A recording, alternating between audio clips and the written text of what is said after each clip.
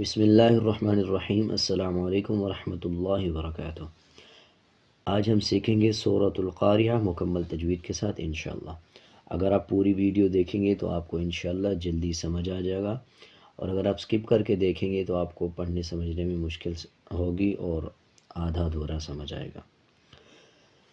سورۃ القاریہ مکیہ، مکیہ کا مطلب کہ یہ سورہ مکہ میں نازل ہوئی۔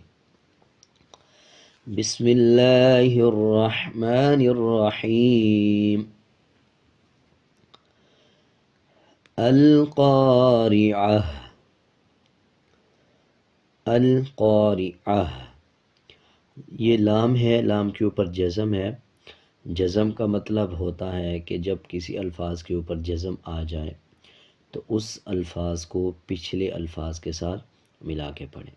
الف کے اوپر زبر ہے تو اب یہ زبر لام کے ساتھ ملا کے پڑھا جائے گا، اور جب الف کے اوپر یا نیچے کچھ آ جائے یعنی زبر زیر یا پیش کچھ آ جائے تو الف حمزہ میں بدل جاتا ہے۔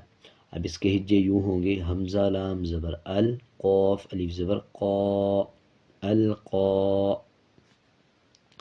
آگے دیکھیں، قوف کے اوپر زبر ہے اور اس کے بعد الف ہے۔ جب زبر کے بعد الف آ جائے یعنی الف سے پہلے والا جو الفاظ ہے اس کے اوپر زبر آ جائے اور اس کے بعد الف آ رہا ہو زبر کے بعد، تب 1 سیکنڈ لمبا کر کے پڑھا جائے گا۔ اب جیسے قاف کے اوپر زبر ہے اور زبر کے بعد الف ہے، 1 سیکنڈ لمبا کر کے پڑھا جائے گا۔ القارعۃ، یہ دیکھیں تا کے اوپر پیش ہے۔ جب ہم اکٹھا پڑھیں گے آیت پہ وقف نہیں کریں گے، رکیں گے نہیں، تو پھر پڑھا جائے گا القارعۃ، اور جب ہم اس پہ وقف کر لیں گے یعنی آیت کمپلیٹ کر لیں گے تو یہ گول تا ہا میں بدل جائے گا، اور تا کے اوپر جو پیش ہے اس کو سائلنٹ کر دیں گے، اس کو نہیں پڑھنا، اور جو تا ہے اس کو ہا بنا دیں گے اور ہا کی آدھی آواز آئے گی، جیسے القارعہ۔ امید ہے آپ کو اچھی طرح سمجھ آ گئی ہوگی۔ اگر آپ کو کسی چیز کی سمجھ نہیں آئی تو آپ کمنٹ سیکشن میں پوچھ سکتے ہیں۔ مل قارعہ، میم کے اوپر زبر ہے، اس کے بعد الف ہے، اس کے بعد پھر الف ہے، اور الف کے بعد لام ہے، لام کے اوپر جزم ہے۔ جیسے پچھلی آیت میں سیکھا کہ جزم کا مطلب ہے پچھلے الفاظ کے ساتھ ملا کے پڑھنا، تو اب جزم سے پہلے والا جو الفاظ ہوتا ہے یعنی جس پچھلے الفاظ کے ساتھ ملانا ہوگا اس الفاظ کے اوپر یا نیچے زبر زیر یا پیش کا ہونا لازم ہوتا ہے۔ اب اسی طرح لام کے اوپر جزم ہے تو اس سے پچھلا الفاظ دیکھیں گے، الف سائلنٹ ہے، اس کو نہیں پڑھا جائے گا۔ اسی طرح آگے الف ہے، اس کے اوپر نیچے کچھ نہیں ہے، اس کو بھی سائلنٹ پڑھیں گے، اس کو بھی اس کے ساتھ نہیں ملا کے پڑھا جائے گا۔ اس کے بعد دیکھیں گے میم ہے اور میم کے اوپر زبر ہے، تو میم کو لام کے ساتھ ملا کے پڑھا جائے گا، اور یہ جو درمیان میں الف ہے اس کے بعد یہ الف ہے، یہ دونوں الف سکپ کر دینے ہیں، میم کو لام کے ساتھ ملا کے پڑھا جائے گا۔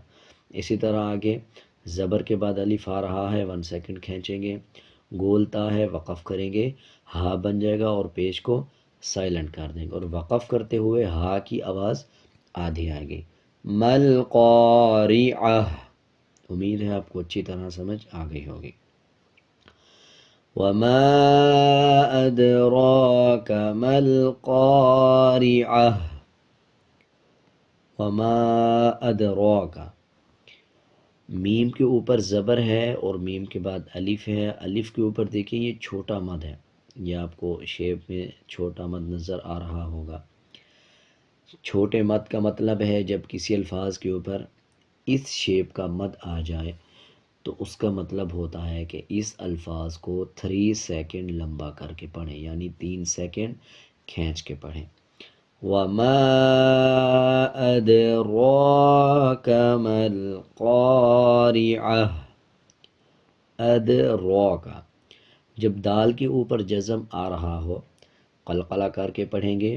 اسی طرح را کے اوپر دیکھیں کھڑا زبر ہے، کھڑا زبر کا مطلب ہے جب کسی الفاظ کے اوپر کھڑا زبر آ جائے اس الفاظ کو 1 سیکنڈ لمبا کر کے پڑھا جائے گا، اور جب را کے اوپر زبر آ جائے، کھڑا زبر آ جائے یا پیش آ جائے یا 2 پیش آ جائیں یا 2 زبر آ جائے، تب را کو پر پڑھا جاتا ہے، یعنی موٹا پڑھا جائے گا۔